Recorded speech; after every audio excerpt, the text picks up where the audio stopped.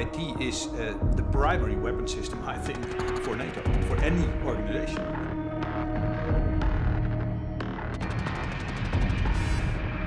How do you take a coalition of multiple countries and make sure that the cyber frontier of the networks are in fact safe for all of the countries' participation?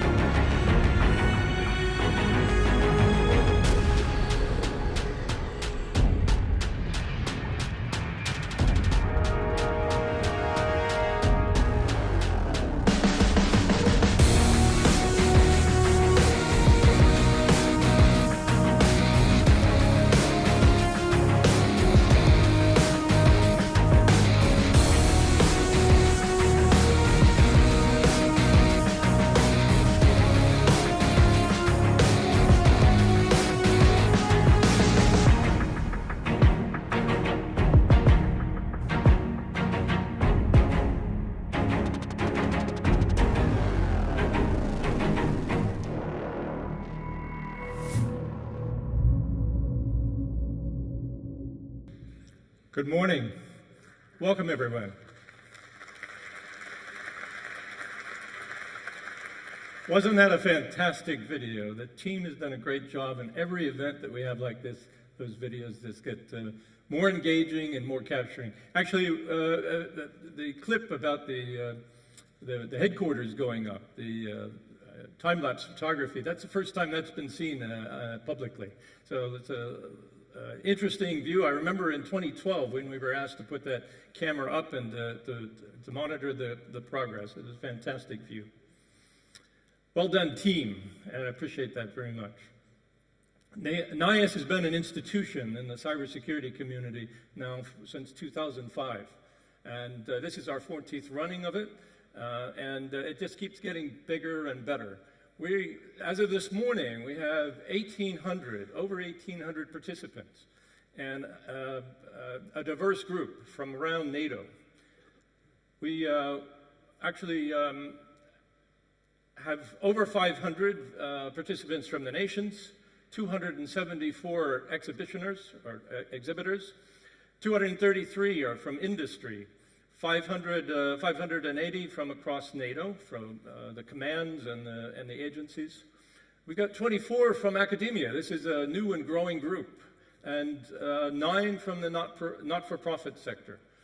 That's a group actually I've been encouraging to participate more in the agency's efforts. And there are 11 media participating today, which I'm sure by the end of the day I'll get in trouble with the Secretary General's office with the media. We've got a packed schedule for 3 days. First, we have keynote speakers this morning, starting off after my kickoff with Antonio Missiroli, the Assistant Secretary General for Emerging Security Challenges. We have the Deputy Chief of Staff for Cyberspace from SHAPE, Major General Wolfgang Renner. Len Bastian will join us after the coffee break. He's joining us from Canada. He's the CIO of the Canadian Department of National Defense. Sam Kusti, joining us from Estonia. He's the National Armaments Director. A keynote from hearing about the view from Estonia, and particularly, I'm sure he'll comment on the Center of Excellence in Estonia. Then my good friend, mentor, someone who's well known to the cyber community in NATO, Ambassador Søren de Croo, will give us his perspective after being away from NATO, working in the think tanks and other forums for the past year. That's day one.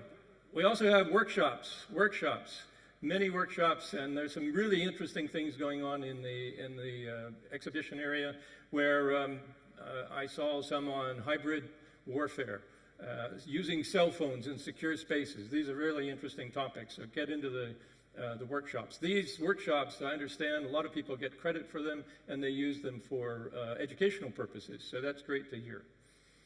On day 2, the Chief of Staff of NCIA, Rear Admiral Thomas Daum, will lead a panel on banks to drones.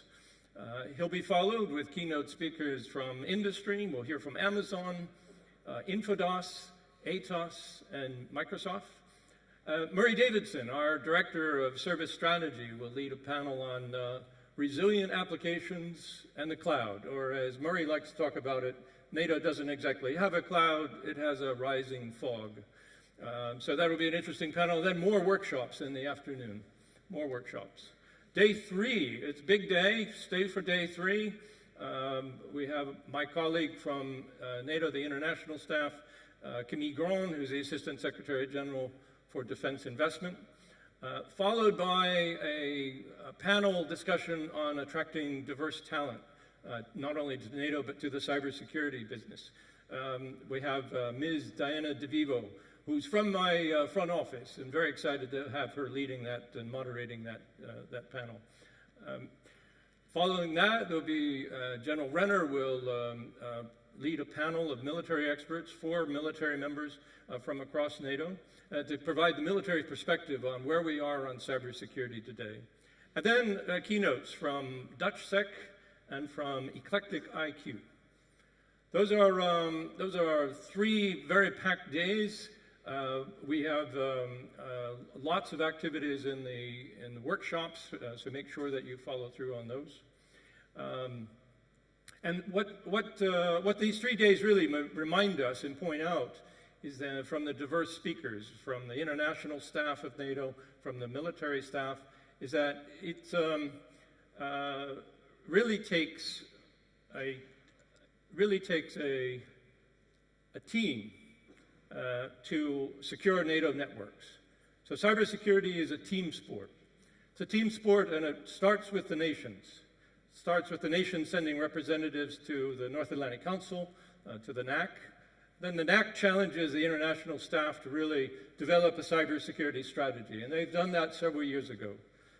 The NAC also turns to the international military staff and to the commands to set military requirements, military priorities.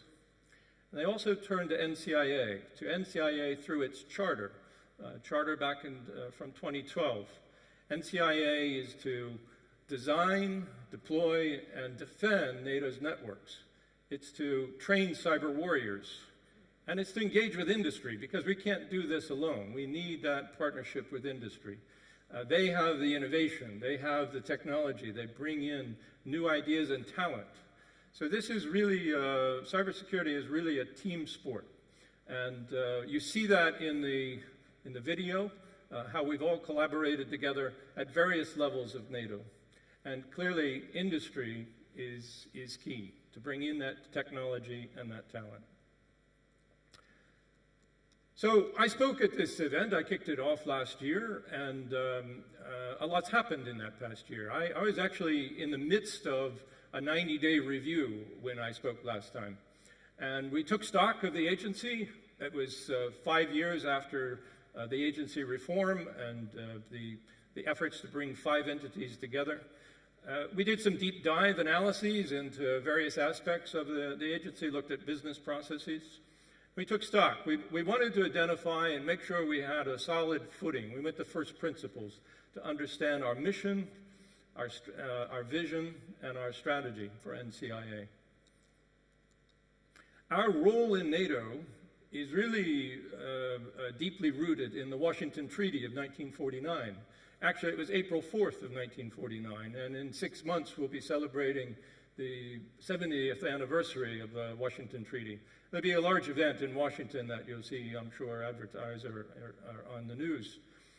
But our mission is linked to 2 articles of the Washington Treaty. Article 4, consultation among the nations, and Article 5, collective defense.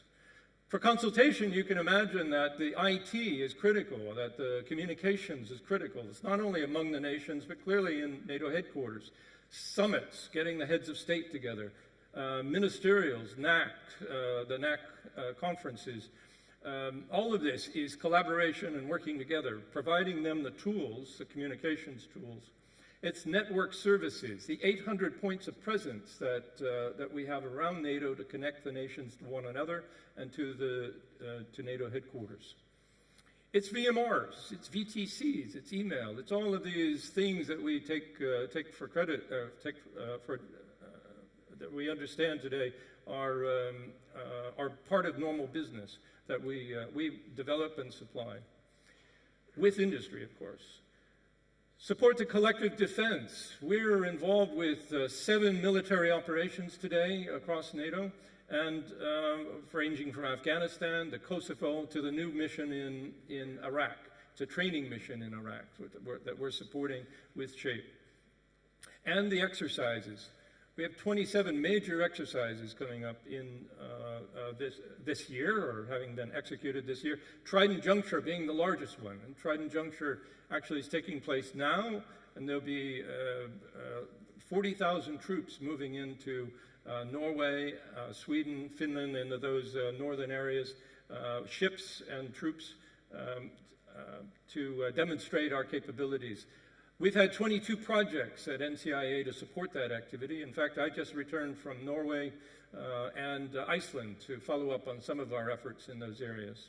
There'll be more Distinguished Visitors Day with the Secretary General and others just in 2 weeks up in Trondheim, Norway.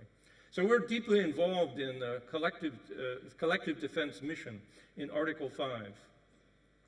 We also have a responsibility as NATO's technology agency to bring technology to bear on the problems of NATO, the challenges of NATO. And that's why we focus on NATO's digital transformation. We either digitize or become obsolete. You see this in all organizations, all corporations today. We have to take advantage of the technology, of the data, understand the data, and make better decisions as a result of it. So we're bringing the digital transformation to NATO, and we're helping to bring that forward. And that was really what was behind our vision for NATO. We want a fully digital NATO enterprise that ensures consultation and collective defense. We want to make sure that these basic Article 4, Article 5 responsibilities are met by NATO, and that we play our role to ensure that.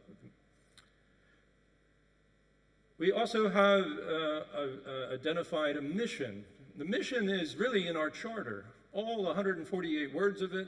It's rather long. I haven't found anyone yet who can recite the mission to me. So I've summarized it working with the team, and mission is simple language: lead NATO's digital endeavor. We want to make sure that this digital transformation is successful. And it starts with a lot of the work that we're already doing, particularly the new NATO headquarters, and a lot of the work that industry has been helping us with. So we've had a busy year, and it starts with this new NATO headquarters project. We're in the new NATO headquarters. It's fantastic. I like to think of it as a network surrounded by glass and steel. You saw it in the video.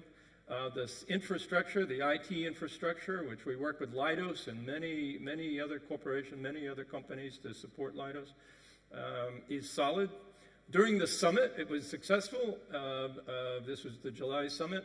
And we had a bit of a milestone. This may not be large numbers for corporations, but for the NATO headquarters, we had 800 staff working simultaneously, remotely, from home or other locations on the infrastructure without any problems at all. So we're very, very glad to have that up and running, and NATO moved into its new headquarters.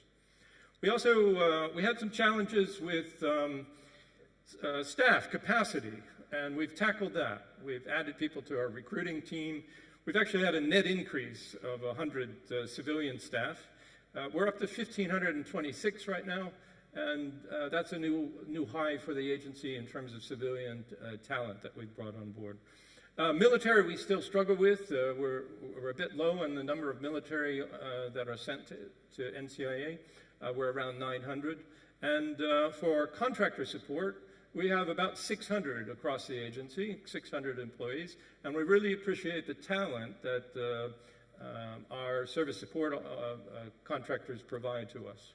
We get a lot of excellent talent through those mechanisms. We've focused on major programs this first year, my first year. This is to bring the lessons learned of the new NATO headquarters and those challenges to major programs like air command and control or ballistic missile defense. Polaris. Polaris is the upgrade of the IT infrastructure out to the commands. I'll talk more about that, and it includes IT modernization, but also other projects that have interdependencies with ITM. Satellite communications, NCIRC, the NATO Computer Incident Response Capability. All these are being managed as programs. They're being organized as programs. It's a little bit counterculture in NATO because NATO committees like to authorize funds by project. But we found that when you just work on several projects and you don't think of them programmatically, of course, we run into problems. So we've put a lot of emphasis on that. We have a full-time chief operating officer that's bringing new disciplines to the agency in that regard. Facilities. We're really benefiting from a great investment by our host nations in facilities. If you haven't been to our facility in The Hague, and NATO's had a presence there for 63 years, you wouldn't recognize it today. There's a huge, beautiful addition added on to the Hague facility, and the building will be renovated to the same standard as the new addition. Really impressive investment, and it's a great investment in the workforce to provide a modern digital workplace for our staff. Also, we're close to a decision with Belgium on the building in Belgium, and working with common funds to build a facility outside of Lisbon, Portugal, in Oeiras. We are putting up the NCIA Academy, which you see depicted there. NCIA Academy will train 8,000 to 9,000 soldiers, sailors, airmen, and Marines each year. And we're very excited about this new facility, and we're considering it our 4th campus. The Hague, Brussels, Mons, and Oeiras being the 4 campuses where most of our staff will be. It's a great location. It sits up on a hill and looks out over the Atlantic Ocean, just up from the beach. How could you have it more attractive? Operations, military operations and exercises. As I said, we're involved in all 7 of the current military operations. Iraq is a big focus of ours. 27 exercises. That's kept us very busy. They've become more challenging, which is actually a good sign in that we usually plan with ACO and ACT to have a limited number of participants, and then we find the number is much, much larger. That means NATO troops are getting trained, they're participating more, and we're happy to see that, although logistically it makes a bit of a challenge for us in our contract support. So operations and exercises have really challenged us this year, and Trident Juncture will be a success. Finally, cybersecurity. We won Lock Shields.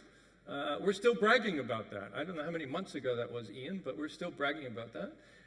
That was a great exercise, and we enjoy that competition, and it keeps our skills sharp. We're actually looking to extend that, and Ian will talk about this some more, extend that to where we can actually start to mentor and train teams on how to compete on those, rather than participating ourselves. So we've had a very busy year, and we've accomplished a lot. These successes and trend lines have really moved in the direction of the agency. Nations are trusting the agency with more projects, with more programs, with more service delivery. And in fact, in the coming year, in FY19, we will be executing half of NATO's budget. If you think of the civil budget, the military budget, and the NCIP program, there's 3 budget holders, essentially. turn to the agency for network services, for capability development, and other services. So in FY19, we'll be up €1 billion,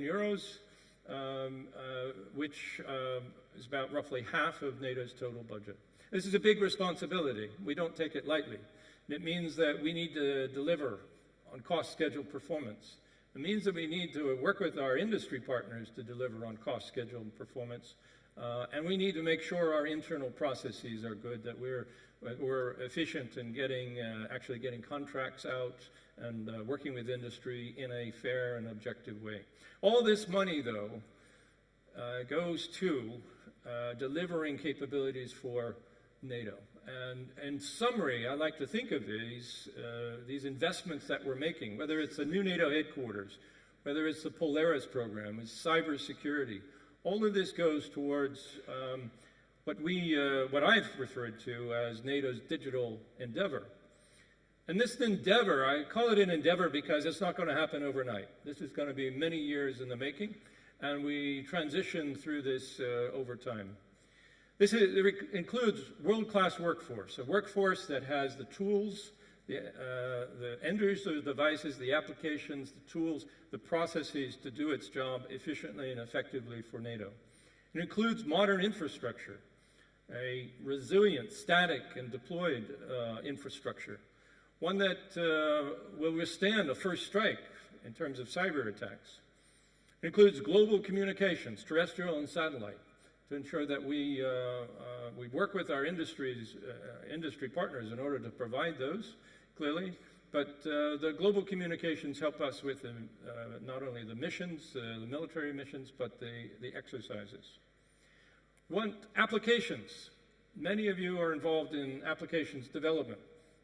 We have COTS applications and we have tailored applications, the logistics functional services, the intelligence functional services. This is all part of our digital transformation, to make sure that those are effective and used in a cloud environment on that new infrastructure.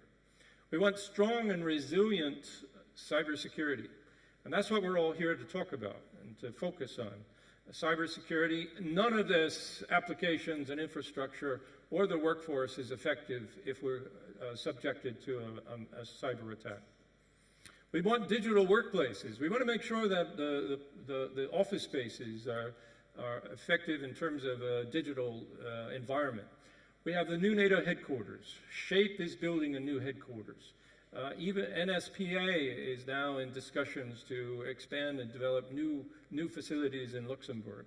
NCIA has investments from its host nations into new facilities. All of this is a modernization, a huge uplift in NATO's infrastructure and its digital capabilities. So this is an exciting time, actually, for the digital workplace. We're not investing enough in big data, machine learning, artificial intelligence. We need to do more in that area, but this is also a part of the digital endeavor, the digital transformation of NATO. We have huge databases, the data from years of work in Afghanistan, the data from the Allied ground surveillance, drones. All of this, when the drones AGS is in place, actually, all of this data will be a rich source of new information, and that will help decision-making by the NAC. We need to invest in these capabilities today in order to make sure it's available in the next 5 to 10 years. And we need agile governance. We need to provide digital capabilities, digital infrastructure, applications, laptops, tablets, whatever is needed by our governance structure to make sure that they can do their job efficiently and effectively as well. Because if we're slowed down always by governance level, we can't make the progress, and we can't keep up with the digital transformation. Again, that's key to not being obsolete, keeping up the pressure. All of this is useless, as I said, unless we have some strong cybersecurity that the nations, our networks, the NAC, the headquarters, SHAPE are not brought down by major attack. What you see here is about 3 weeks of data collected. It's classified data, so you won't see the actual scales on it. But the shape of the curve tells the story. It's 3 weeks during the July summit period, and you see July 11 and 12 is when the summit took place. It's very interesting. The red line being the reconnaissance activities, how the networks of NATO and the websites were probed and looking for weaknesses during the early days just before the summit when all the advertising was going on. And then you see the malicious activity really spiked during just before and during the summit. The DDoS attacks, which we worked with British Telecom and other vendors in order to avoid, peaked right at the beginning of the summit. This is normal summit and ministerial activity, and we're able to defend the networks against these sorts of attacks today because we have the right tools in place. And we've been at this for a while. This is going to become more intense. Attacks are becoming more severe, they're becoming more complex, and in some instances more lethal. And we need to step up our cybersecurity to make sure that and working with industry, and step up our cybersecurity and ensure that we can avoid these sorts of normal attacks, but also be prepared for a major strike, to be resilient enough to survive a first strike. We have a service line, a cybersecurity service line, and we've worked with Leonardo, formerly Finmeccanica, for many years. The contract was led in 2012.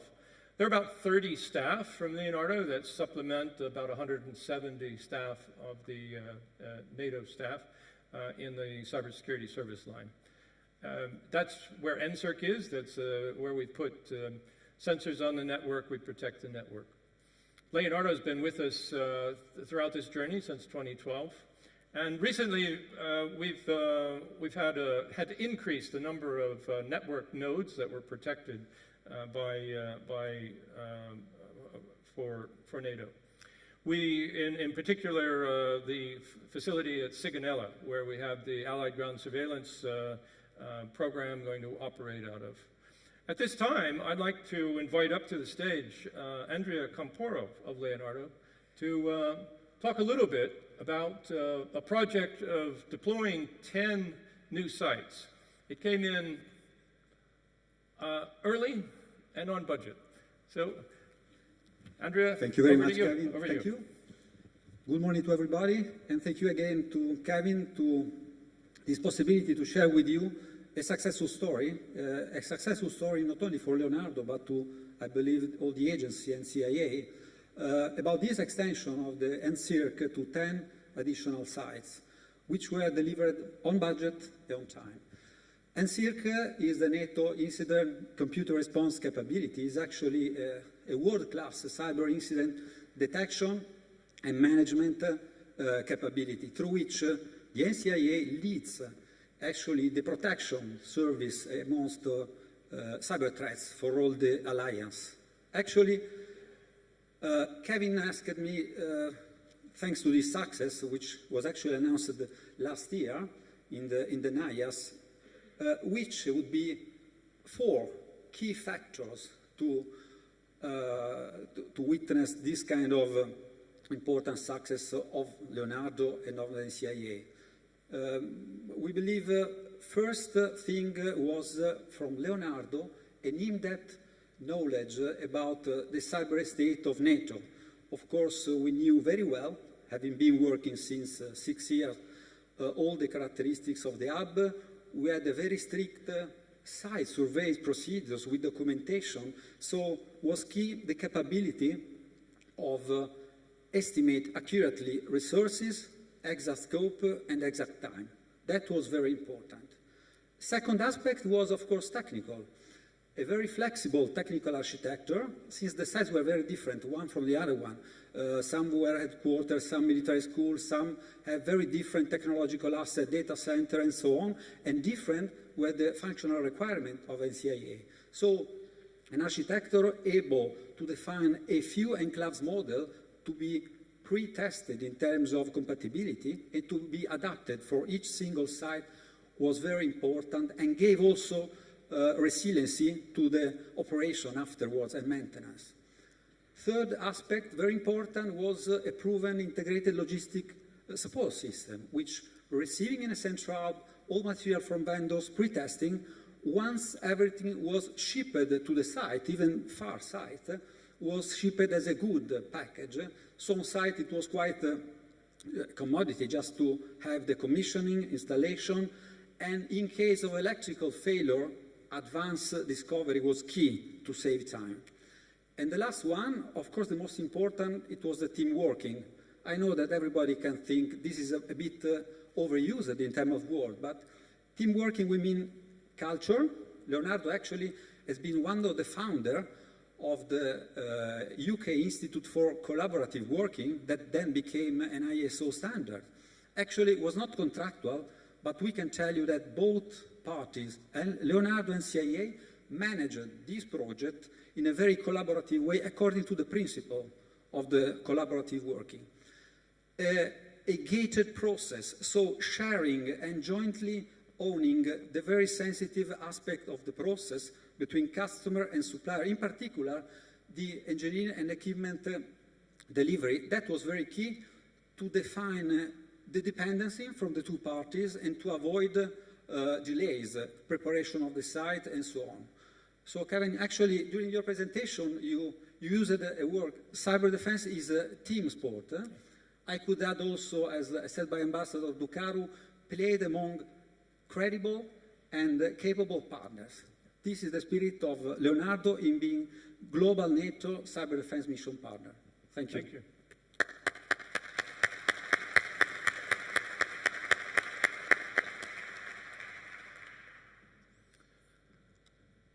I mentioned the Polaris program. This is IT modernization and a variety of other interdependent projects that we've pulled together as a program. We've identified Dr. Paul Howland as a program manager.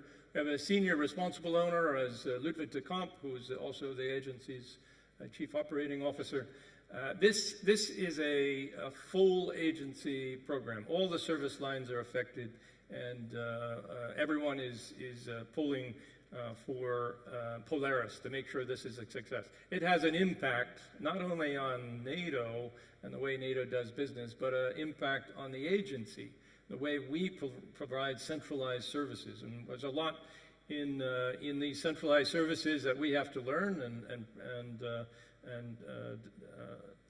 deploy and ensure that NATO gets the information, they get the infrastructure that they need for their work. IT, as I said, ITM, IT modernization, is building cybersecurity in from the beginning. And we're working with General Dynamics IT, GDIT, in implementing Polaris.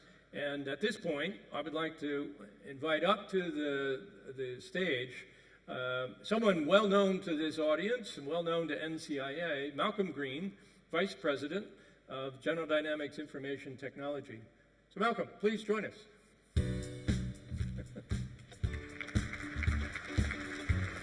How do you get your own music? I don't get that. Thank you, Kevin. Good morning, everybody.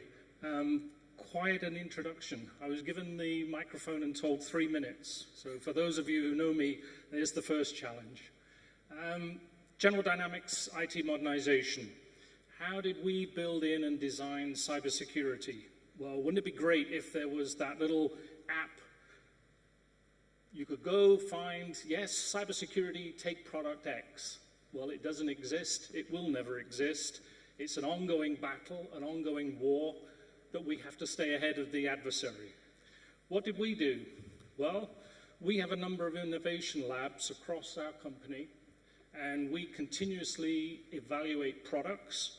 We leverage solutions that we've already implemented for our customer base, and we apply lessons learned. We don't always get it right. The adversaries will penetrate your networks. You have to know when they've penetrated and have plans in place to be able to recover. But in terms of ITM, we took some very specific steps. We were invited by the contractor, by NCIA, to meet a number of specific security requirements, which clearly we did. We were compliant. but we're also looking at how do we build in that additional security that made our solution all the more attractive. And what we took were lessons learned. We said we don't just put a firewall out there, we put layers of firewalls, we put layers of defense. We don't have a single vendor solution. So without naming certain solutions, we don't have a firewall looking at one specific area and saying vendor A. We put vendor B and vendor C. So a vulnerability that is within a particular piece of technology is enhanced by yet another layer. So it's not a penetration, but it is multiple penetrations an adversary would have to get through. So in terms of a continual battle, we are always struggling to remain ahead. And the vendors who we look to for their products as a system integrator to come up with the best of the breed from a solution point of view is a challenge. We think we are, I would never say ahead or winning, because the minute I say that, there's going to be a penetration of GDIT's network, and you're all going to be looking at me tomorrow and say, how did you get that one wrong? What we have to do is to know how to defend. And it's not just an external threat, it's an internal threat. So you have to be able to educate your users, your employees, you have to have cyber hygiene principles in place, you need mechanisms to be able to recover, know what is the maximum vulnerability, and how you actually protect information and data when the penetration happens, not if. And I think, as was shown here before, those adversarial activities, I was just looking at the German elections in the last couple of days, and the peak in adversarial attacks on German federal systems during that elections. Now, from the US, we've all seen the news regarding the US presidential elections in 2016. This is happening everywhere. Every one of the nations are subject to these kind of attacks, whether they be state-sponsored, individuals, or criminals, or people just trying to have fun.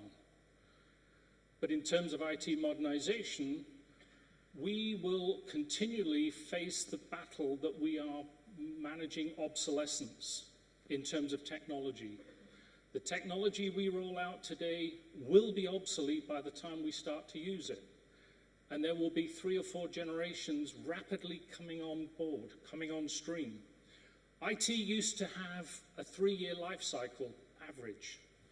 In some cases, it's down to weeks and months before it's being upgraded, replaced because of yet another vulnerability or another threat that has become a major critical issue.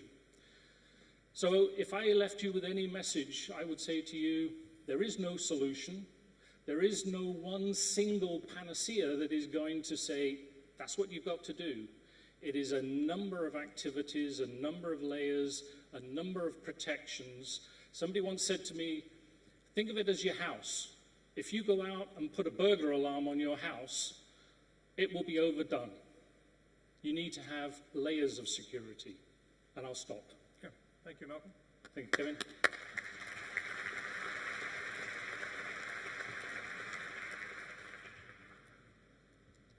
So we've reviewed the upcoming events for NIAS, 3 days, 3 busy days.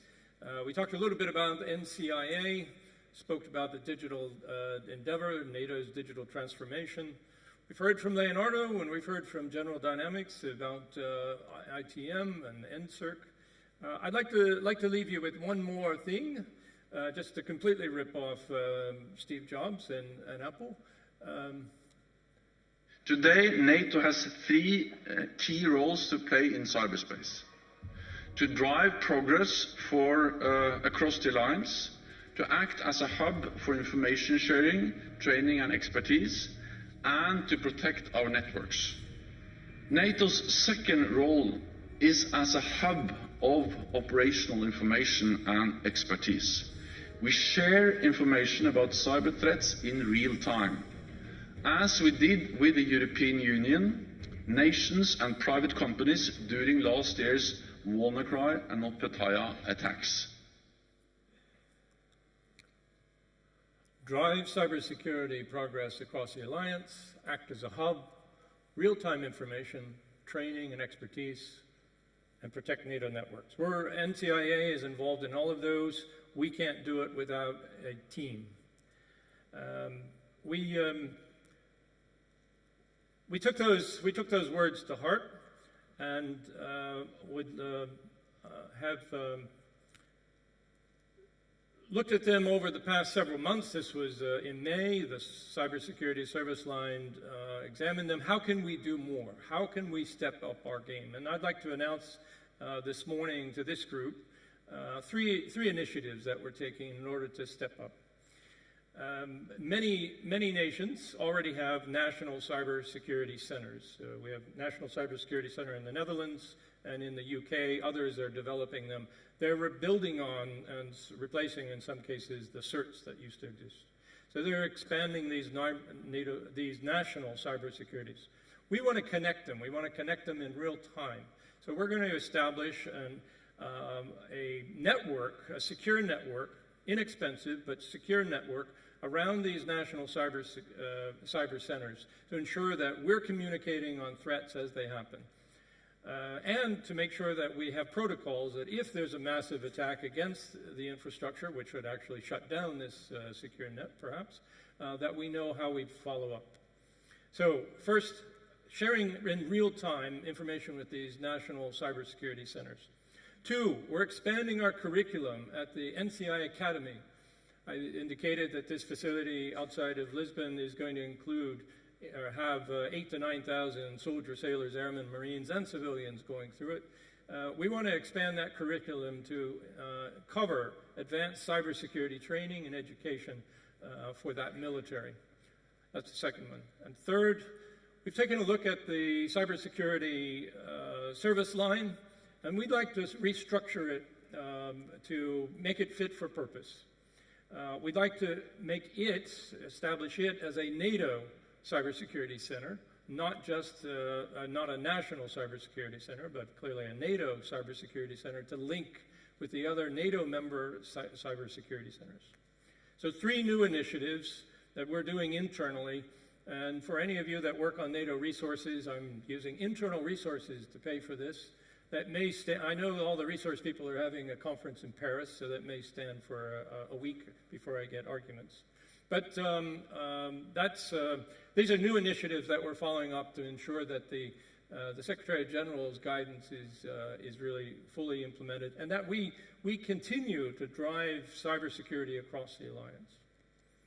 So, with that, ladies and gentlemen, we've got a very busy schedule coming. We've got a crowd now of 1,800 participants, and I'm told that with my staff showing up, there's 2,000 people joining us today. I wonder how we're paying all those bills for billable time for that 200 staff. But we're almost up to 2,000 staff, or 2,000 participants, and really welcome this. I'd like to officially now open NIAS 2018. Thank you for coming. Thank you for joining us. Have a good NIAS.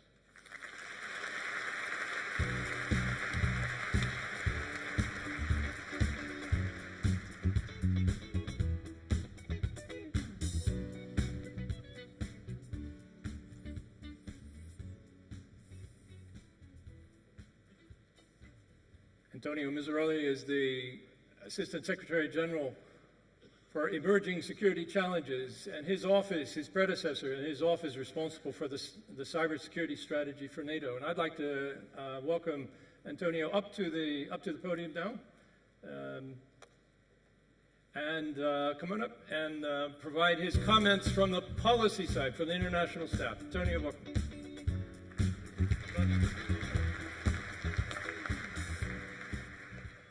Ladies and gentlemen, dear colleagues and friends, a very good morning to you. And many thanks, in particular, to Kevin for the opportunity to speak here today. It is great to be at NIAS for the first time, and hopefully not the last. And apologies for doing something traditional, speaking from the lectern, wearing a tie. Sometimes you are obliged to do these things. Today, I will be addressing the political side of cyber defense at NATO. You will hear from my military colleagues about our endeavors to assure our missions in the operational and military context. From where I sit, in the political side of NATO, our approach to cyberspace is a simple one, acknowledging the risks that we face so that we can ensure that NATO, the alliance, is equipped to operate in the cyber domain and that allies can protect their citizens.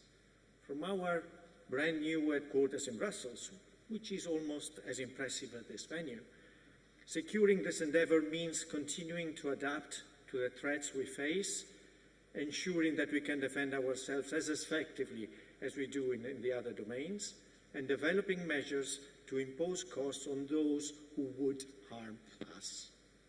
You heard my boss, the Secretary General, speaking in Paris in May early this year. And the Brussels summit was a clear statement of NATO's intent to continue to use all its capabilities to defend itself. On cyber specifically, the heads of state and government agreed to employ the full range of capabilities, including cyber, to deter, defend against, and counter the full spectrum of cyber threats, including those conducted as part of a hybrid campaign. The statement was set within the context of the decision in 2014 that a cyber attack could reach a threshold that threatens national and Euro-Atlantic prosperity, security, and stability, and ultimately trigger an Article 5 invocation when agreed by the Council. Allies also noted that the impact of cyber attacks could be as harmful to modern societies as a conventional attack. The Brussels Declaration from last July was also set in the context of the recognition of cyber as a domain of operations. I don't want to steal Major Renner's thunder in his speech following mine, so I will simply say that we continue to implement the decision and the number of milestones have been passed. The summit also recognized that NATO and our allies are under constant sniping and even bombardment from cyber attacks. Not only the large-scale attacks like NotPetya or WannaCry that some allies have attributed to nation states, but also daily threats to our information and to our networks, sometimes as part of a broader destabilizing and hostile campaign. NATO and allied personnel are also targeted outside of the work environment. And of course, individuals within our nations face the risk of financial loss and stolen information every day. NATO has to adapt to this world where we face not only the risk of attacks in the traditional three domains, but also the thousands of cyber events that fall well below the traditional level of activity that a military alliance might respond to. At the 2014 Wales Summit, NATO allies stated that international law, including international humanitarian law and the UN Charter, applies in cyberspace. The alliance welcomes and supports the efforts of those norm-setting institutions that are trying to translate this into shared rules of behavior, as we all stand to benefit from a norms-based, stable and secure global cyberspace. But international law is formed by states, not by alliances like NATO. At the same time, while cyber attacks entail a lower level of kinetic violence than conventional military ones, they can have harmful consequences, comparable to an unlawful use of force or even to an armed attack. Just think of a hostile actor interfering with the operation of nuclear reactors or other energy grids and critical infrastructure. Any decision on response is, of course, a political choice. No thresholds for actions or reactions have been set either at national or NATO levels. Such deliberate ambiguity is, of course, just another instrument to deter potential aggressors. NATO is, of course, a defensive alliance and always operates within its obligations under international law. But being attacked through cyberspace does not mean that states or NATO have to respond in precisely the same manner, that is, in kind. Allies decided that the full range of capabilities can be used just as they can be for any other form of attack. Which leads me on to the events that occurred around our defence ministerials 2 weeks ago.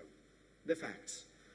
The UK Foreign Secretary, based on an assessment by the National Cybersecurity Centre, publicly attributed a range of cyber attacks to the Russian military intelligence, the GRU. This was supported by similar statements from Australia and New Zealand. Later in the same day, the Dutch authorities gave a press conference that detailed a foiled attempt by the GRU to launch a cyber attack against the Organisation for the Prohibition of Chemical Weapons, OPCW. During the course of the ministerial itself, the UK briefed allies regarding a number of cyber attacks aimed at undermining Western democracies, which the UK attributed to the GRU. The Netherlands also provided a detailed account to allied ministers of defence on their counterintelligence operation carried out in partnership with the UK. The NATO Secretary General issued his own statement, which expressed that NATO allies stood in solidarity with the decision of the Netherlands and the UK to call out Russia on its blatant attempts to undermine international law and institutions. Other allies subsequently also issued their own public statements expressing solidarity with the Netherlands and the UK.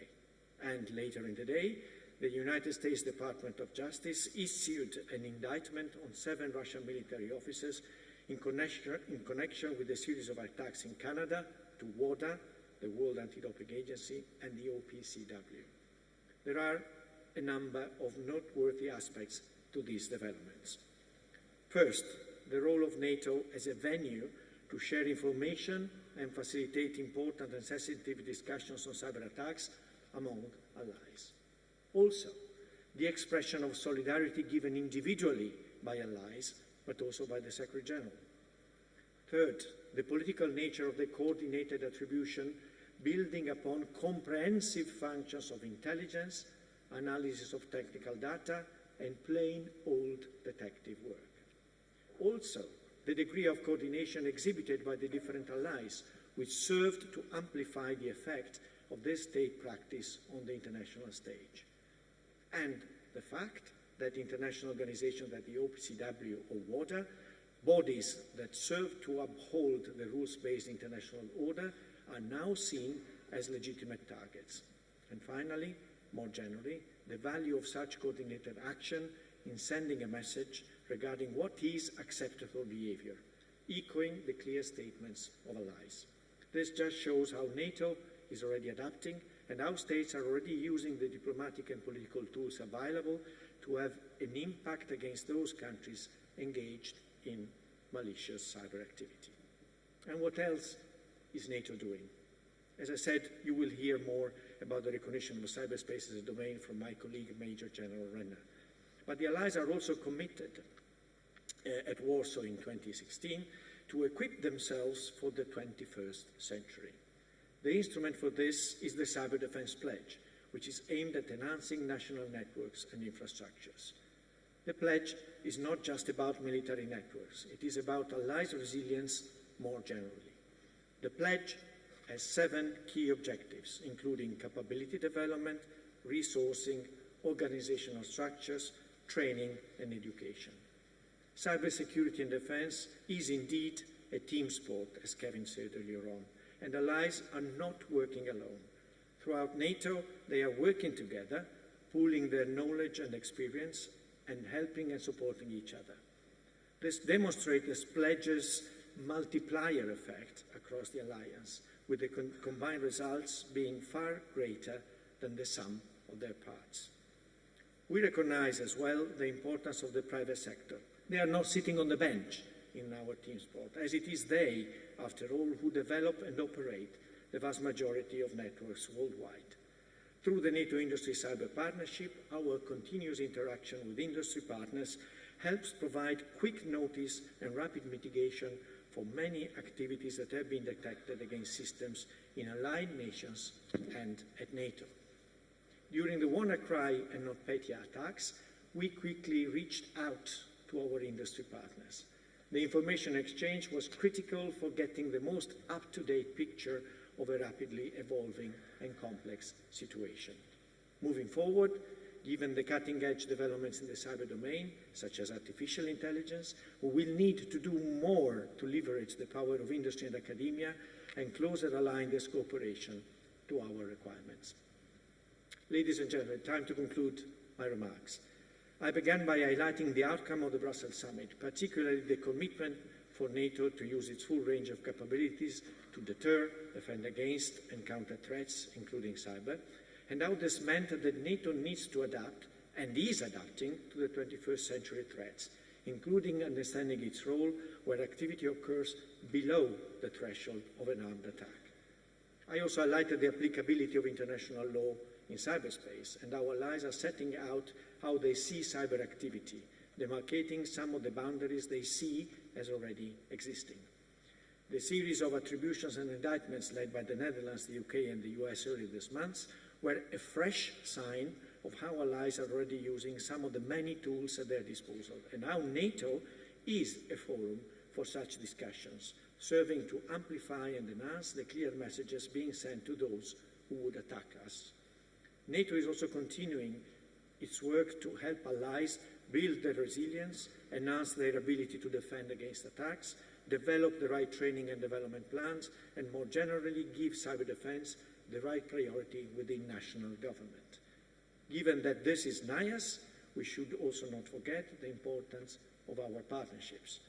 NATO will always work with other countries, and in the cyber domain more than others, our partnerships with the private sector are vital to how we can protect ourselves and recover from attack. This symposium is indeed both evidence of this and a unique opportunity to deepen and develop them further. And with this in mind, I wish you a very productive and successful conference. Thank you.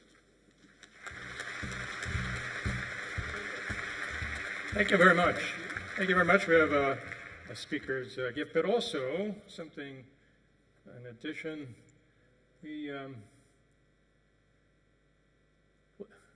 Bees.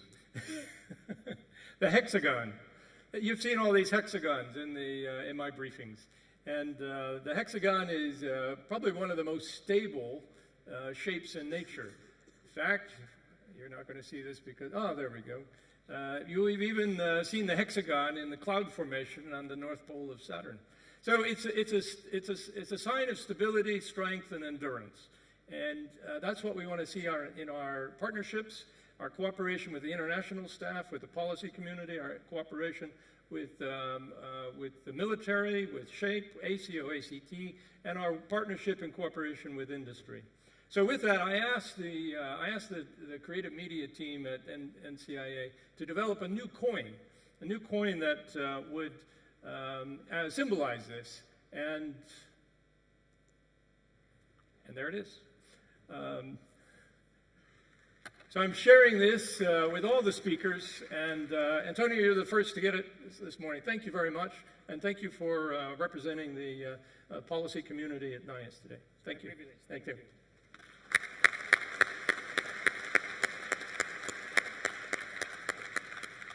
I'd like to welcome up to the podium now Major General Wolfgang Renner. General Renner is covering the deployable forces and providing the cybersecurity, working with us on cybersecurity for the deployable forces.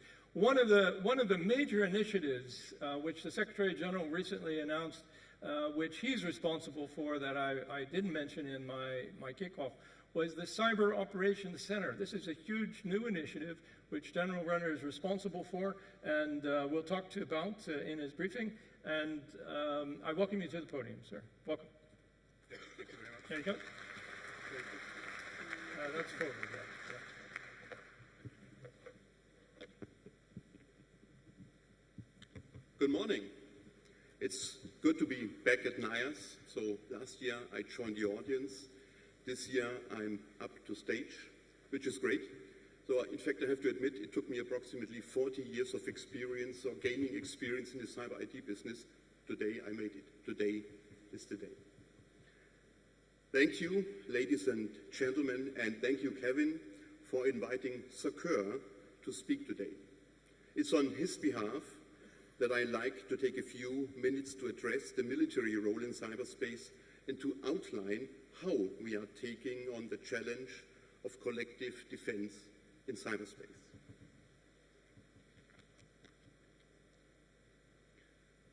It was 49 years ago, nearly today, to the day, that the first message was sent over the internet. It was supposed to be a login prompt. Instead, the system crashed after sending the first two characters, so that what was received was the message LO. I mention this just to illustrate that from the very first beginning, mission assurance has been a key concern in cyberspace. Now, we have passed the tipping point in cyberspace. Over half of the population of the planet has access to the internet, and some of us have access not only through our computers and smartphones, but also through our televisions, refrigerators, door alarms, and thermostats. Access to cyberspace is now integrated with much of how we live and how we operate as society. It's not surprising, therefore, that some years ago NATO recognized that how we defend ourselves as an alliance in cyberspace was an essential element for collective defense. And it was always already addressed in some detail. I don't have to touch on that by Antonio Missiroli. So since the World Summit, we have ramped up our approach to cyberspace. In Warsaw in 2016, the heads of state and governments recognized cyberspace as a domain of military operations, and recently at the Brussels Summit, the nations took the decision to establish the NATO Cyberspace Operations Center. As outlined in the military vision and strategy for cyberspace operations, making cyberspace an operational domain involves two fundamental considerations. First, we have to integrate cyberspace into the framework of conducting joint operations. NATO benefits from nearly 70 years of experience in organizing and conducting coalition operations. Over this time, NATO has evolved and improved its doctrines and processes to address changing security challenges and incorporate lessons learned. This is the framework into which we now have to incorporate cyberspace as a new domain. But second, we have to address the unique aspects of cyberspace. Cyberspace is not only NATO's newest operational domain, it's also the only one that's wholly man-made, and we cannot operate in or effectively defend cyberspace if we ignore these considerations. To the first point, that of integrating with joint operations, NATO recently stood up the Cyberspace Operations Center, or CIOC for short.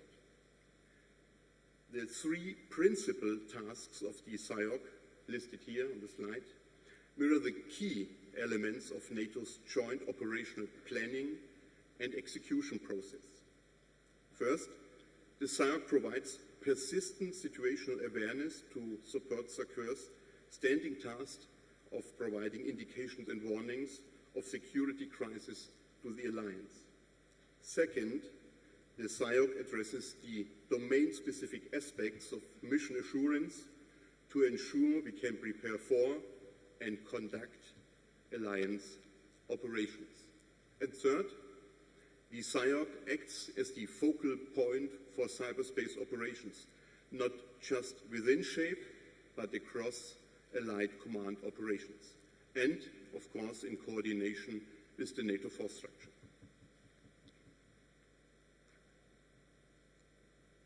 So that's it. This is the CIOC, and you have a look at it. You see really the incorporation within SHAPE with a close link to operations.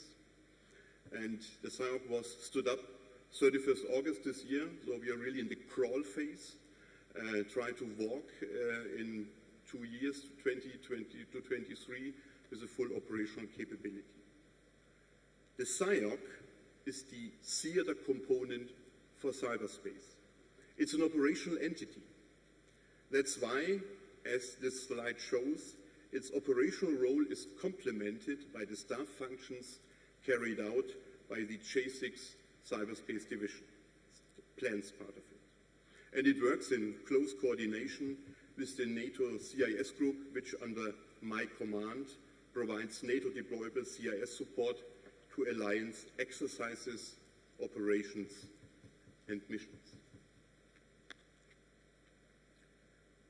As the operational lead for cyberspace, the SIOC is now working to integrate cyberspace into our existing operational planning process and our military contributions to the NATO crisis response process. This is why, for example, the SIOC is now leading the team updating ACO's existing directive on communication and information system support to operations and addressing the full range of cyberspace operations, spanning CIS, cyber defense, and even, where authorized, offensive effects contributed by nations.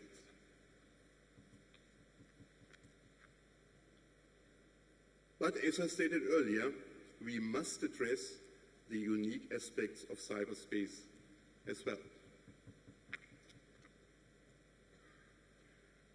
First, as recognized in the military vision and strategy, cyberspace defense has to be persistent to be effective. Also, my NATO CIS group has to deploy a complex set of systems and networks when we go into an exercise or operation.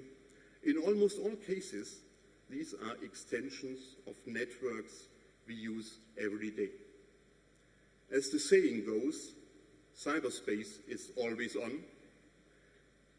It's on to support our daily lives and work. It's on to support SACEUR's indications and warnings task. It's on to support planning and preparation, and it's on to provide reachback to support to any and all of our deployed operations and missions. And that's why we have to defend it every day through the cyber incidents we deal with every day and through regular coordination, training, and exercise between NATO and our national counterparts.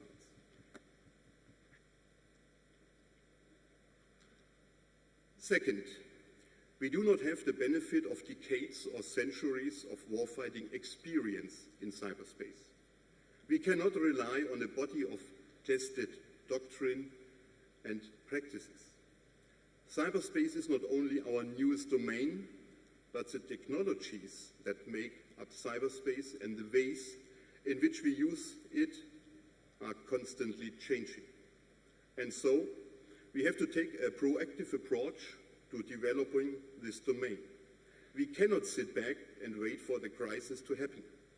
We have to collaborate and communicate to seize opportunities and to do everything to speed up what our air colleagues call the OODA loop, the cycle of or how we observe, orient, decide, and act as a coalition.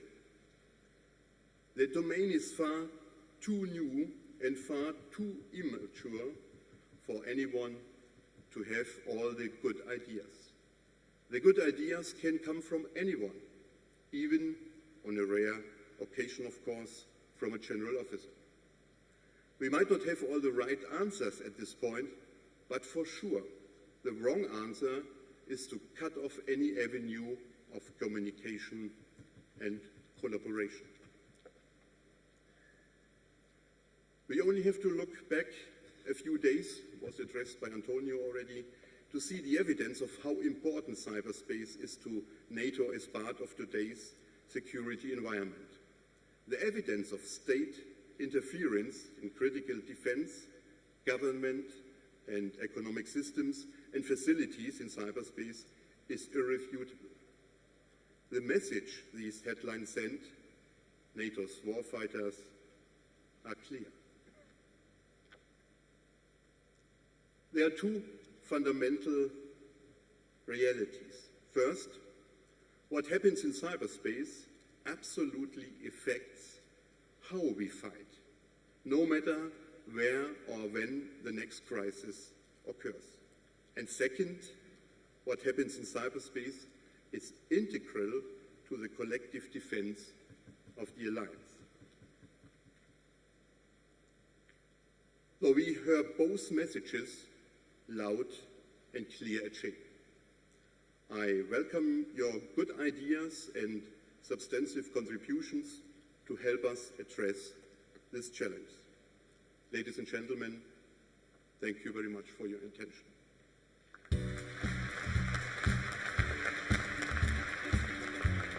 General, thank you very much. Thank you very much. And you need a coin. This is a great one. Second one here. Yeah. All right. Well, thank you very much. Yeah. And General, thank you very much. We'll go to back. All right, thank you. Matt, over to you. Well, ladies and gentlemen, we are now moving to that important part of the day where you get to take a short, well-earned break and drink some coffee and have that biological moment. Could I really ask that you do your very best to get back here? As you can see, we're running a little late, so if I could ask your indulgence to get back here promptly for about 10 after, so we can start promptly at quarter after. By the way, for those still wearing ties and didn't read the full instructions, it is business casual, so feel free to lose the tie. And for those that are curious about the bios of our speakers, you can find them on the app, so another good reason for downloading the app. Once again, enjoy the coffee and the exhibition. We'll see you back at 10 after 11. Thank you very much.